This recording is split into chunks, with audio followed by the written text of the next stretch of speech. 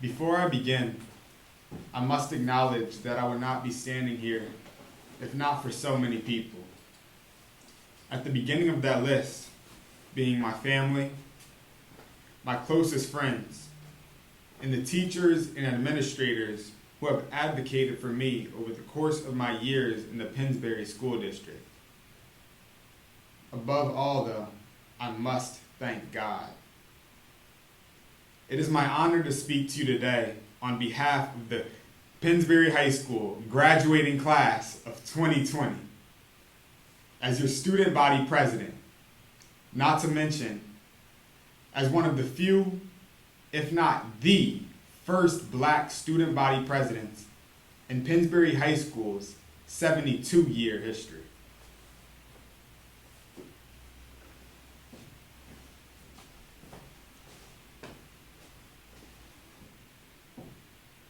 We wear the mask.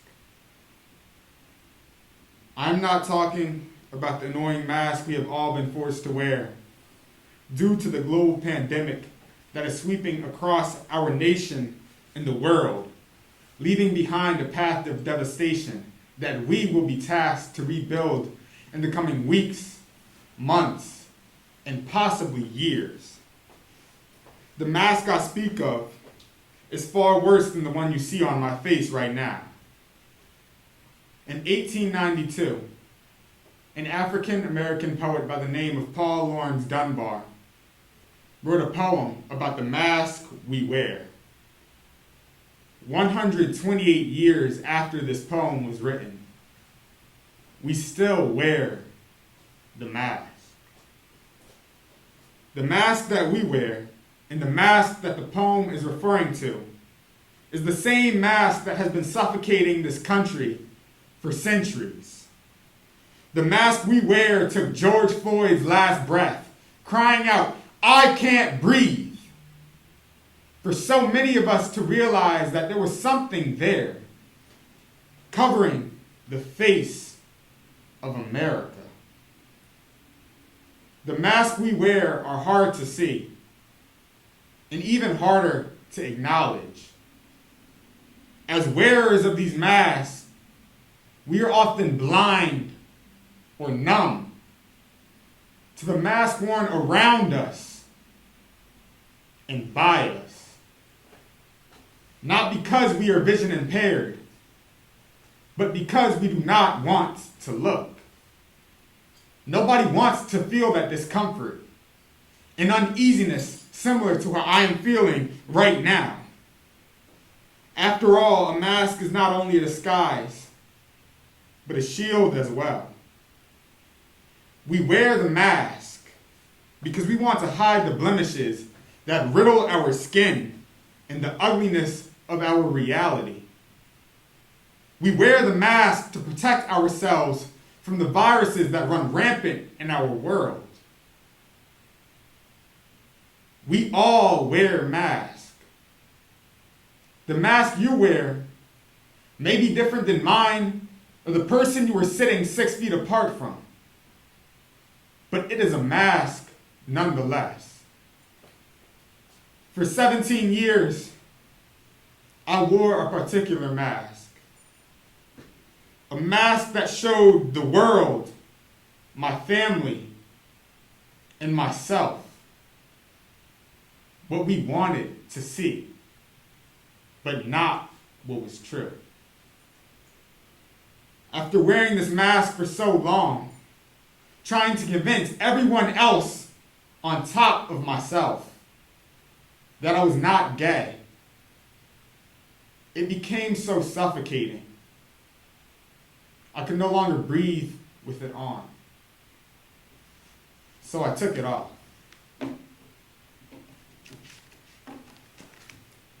Once finally free of that mask, I realized what I confused to be ugly and imperfect about me was something great. We wear the mask, but at what expense? As human beings, as high schoolers, and now graduates, we are too often afraid to be vulnerable, to be ourselves, to be different. So we wear the mask. But again, I ask, at what expense? For the things we fear the most are often the greatest. I was prepared to come up here, wearing yet another mask, and deliver my rendition of the hundreds of greatest graduation speeches ever. I spent hours watching on YouTube to talk to you about how awesome these 4 years have been, and how we are at a turning point in history and need to step up as the leaders of a tomorrow that is now today. This is true, but that is not my message. For greatness is not eclipsing what others did. It is doing what has never been done. It is not measured by fame, title, following, net worth, but impact. To be great, you do not have to be an Oprah Winfrey, Steve Jobs, or Charissa Gibson. For the greatest people can be your elementary school art teacher, the goofy kid with a messed up hairline you end up walking next to on the path, or even your mom or dad. You do not need to be somebody else to be great. For many of the greatest people I will ever know are amongst you. Right now I stand here, maskless, vulnerable to the viruses of the world, but unafraid, for I can breathe. As we part ways to go on to college, service, the workforce, or the crib, I encourage you to look in the mirror and think about the different masks you may wear. Beneath those masks, there is something the world is missing. It is long overdue that we no longer wear the mask Paul Laurence Dunbar wrote of 128 years ago, and instead we abide by the words of the wise philosopher and street poet known as Future, and take our mask off.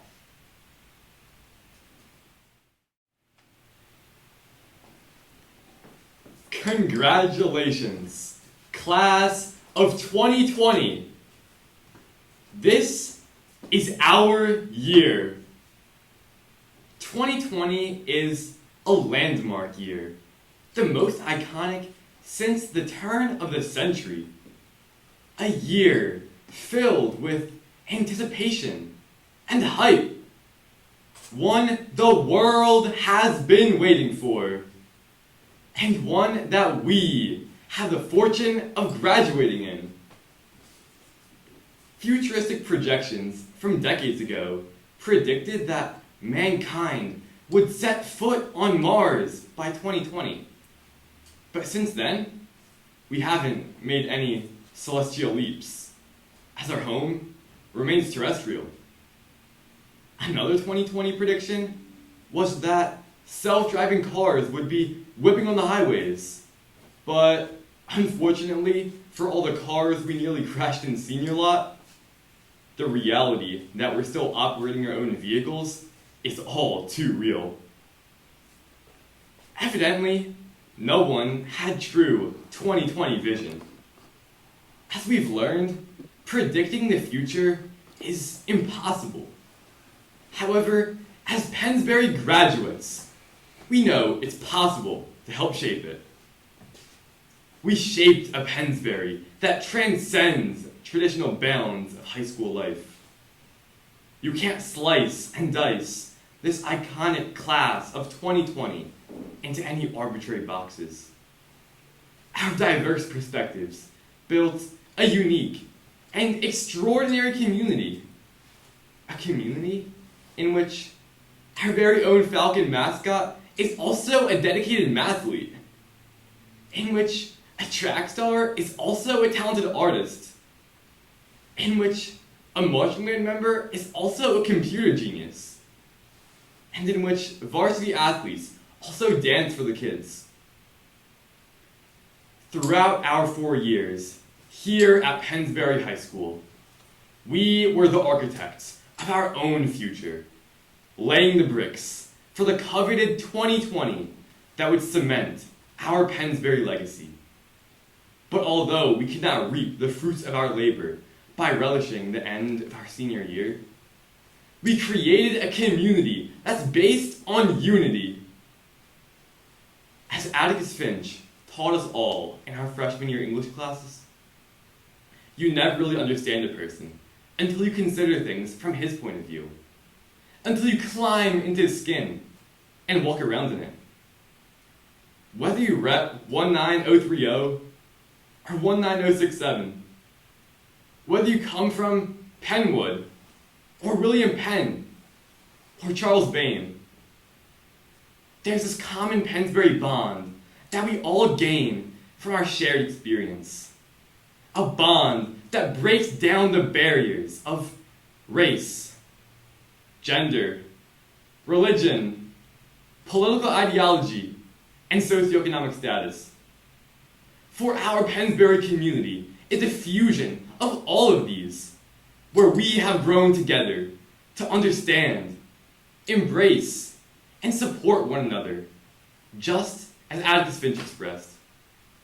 It's this bond that allowed us to make the most of our 2020 and strengthened us to adapt in the face of this year's unprecedented adversity.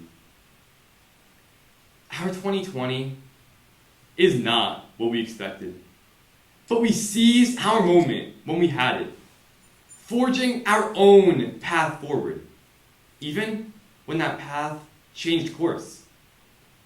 Our original path wandered from homecoming to mini-thon to girls' basketball playoff games to a long, intense round of Spoon Assassin, and finally to a senior skip day that turned into a senior skip semester. And when our senior year, and our state, and our nation, and our globe were turned upside down, looking into the future of 2020 became blurry. With impaired 2020 vision, our graduation year of 2020 became riddled with optical illusions and unexpected turns. But when we expand our field of vision beyond our immediate periphery, we can see the light that guides us to a unique and meaningful 2020. When we looked past the blinding setbacks to our senior year, we adapted to our new lives. Barely awake, we signed into school by noon and successfully completed a whopping 60% of our pastel assignments.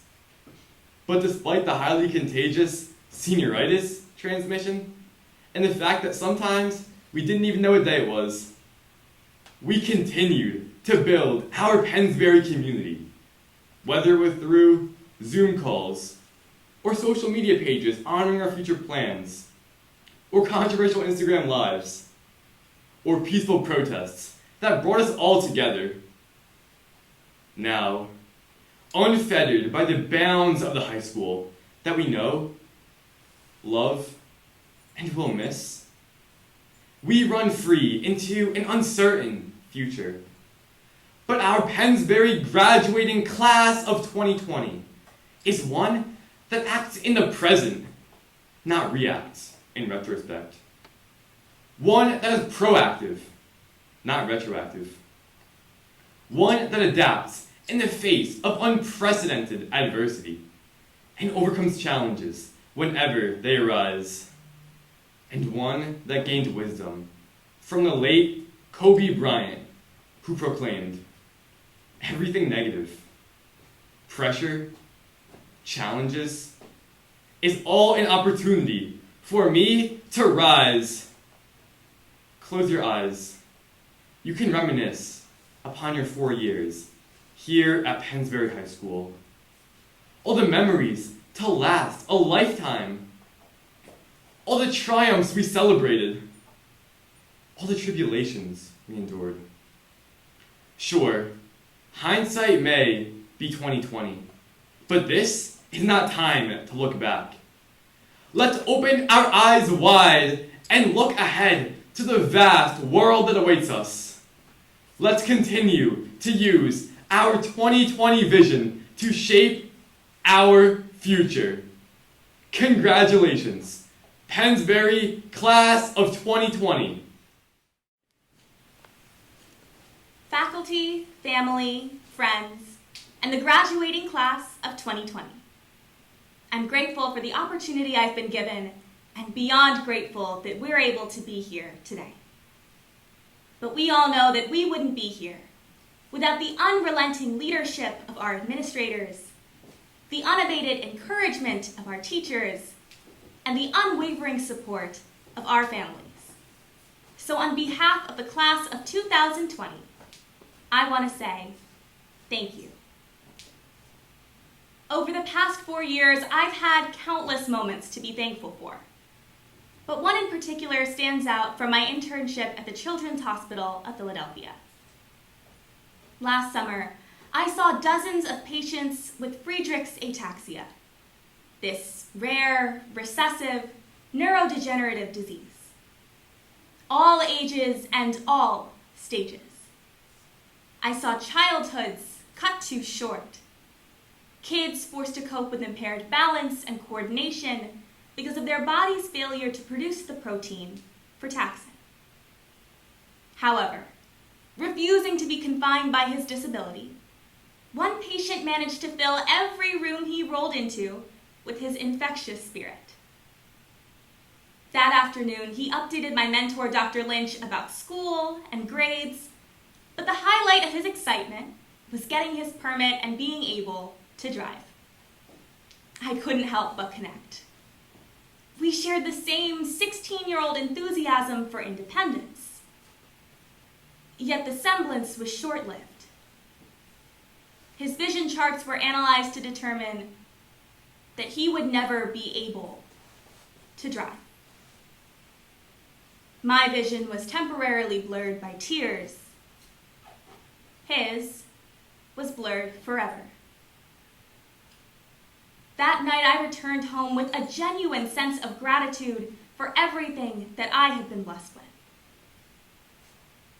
The class of 2020 wrote a story. And I know it feels like the best parts of the last chapter were suddenly ripped out. But let's not forget that the last pages are being written here, tonight. And it's not just about the big victories that we become so good at anticipating and planning for, but the little moments in between, where life truly happens. Because it's not happiness that makes us grateful, but gratefulness that makes us happy. According to Professor Susan Hawk, today we find ourselves stuck in the new cynicism, where a pessimistic approach correlates with intelligence, and the idea of optimism and gratitude is seen as naive. We live in a consumer culture that only sustains itself because of the dissatisfaction it plants in our lives, one that preaches discontent. So it may feel near impossible to embrace gratitude in a world that is constantly trying to suppress it. So first, we need to make an intentional decision to choose gratitude. As cliche as it sounds, we need to count our blessings, realize how lucky we are, and stop focusing on what we don't have. Next, be humble. Humility is an essential component of gratitude. Remember that regardless of your accolades, the life of the person sitting next to you is just as irreplaceable as yours. Whether that be tonight on Falcon Field or at our 20-year class reunion. For those paying attention, it can feel as though our nation has mastered the art of putting Band-Aids over bullet wounds. There is no doubt that these are tragic times.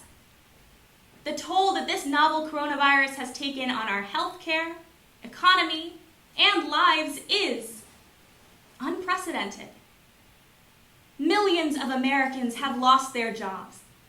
Thousands of families have mourned loved ones, and no one seems to have any answers about the future. It's easy to be grateful when everything goes per plan, but embracing gratitude when the going gets tough is what truly empowers us. Now, more than ever, we need to grasp the value of gratitude. To say that the class of 2020 missed out would be the understatement of the decade. But tallying the losses of the big nights, the games, the performances, and the accomplishments would still not negate the lessons we took away from Pennsbury. The importance of working together in a graduating class of nearly 800 students is apparent.